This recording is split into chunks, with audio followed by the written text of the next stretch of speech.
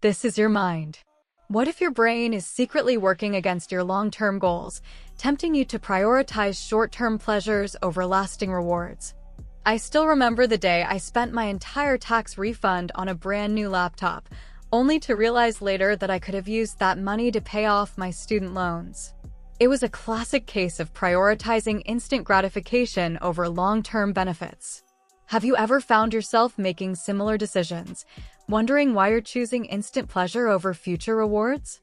It's a phenomenon that has puzzled experts for centuries, and today we're going to delve into the hidden forces driving irrational decision-making.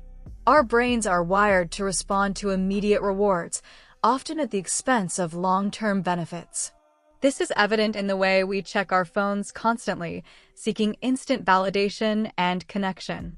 But what if I told you that this constant need for instant gratification is not just a product of our environment, but also a result of our brain's chemistry? The release of dopamine, often referred to as the pleasure molecule, plays a significant role in driving our decisions. For instance, social media platforms are designed to activate this dopamine release, keeping us hooked on endless scrolling and instant likes. It's like a whisper in our ear, tempting us to choose the easy way out, even if it means sacrificing our long-term goals. I recall my own struggle with social media addiction, where I found myself mindlessly scrolling through my feeds for hours, only to feel empty and unfulfilled afterwards. But by understanding the role of dopamine in this context, I was able to break free from this cycle and develop healthier habits.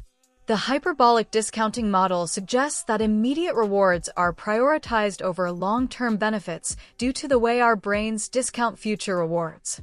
But what if we could rewire our brains to prioritize delayed gratification?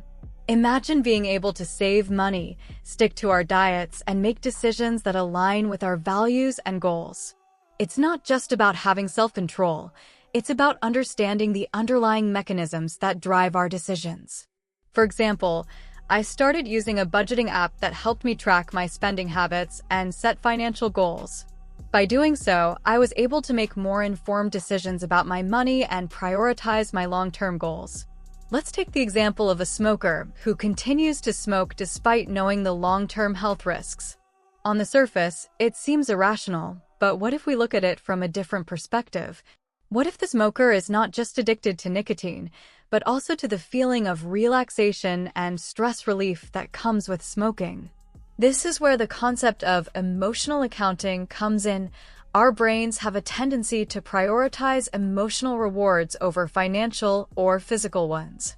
It's like our brain is keeping a ledger, weighing the pros and cons of each decision, and often, the emotional rewards tip the scale.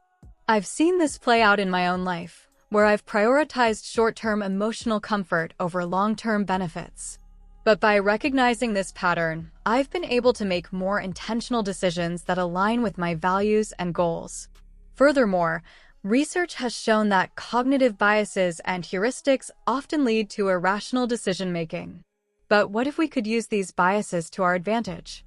What if we could design our environment in a way that nudges us towards making better decisions?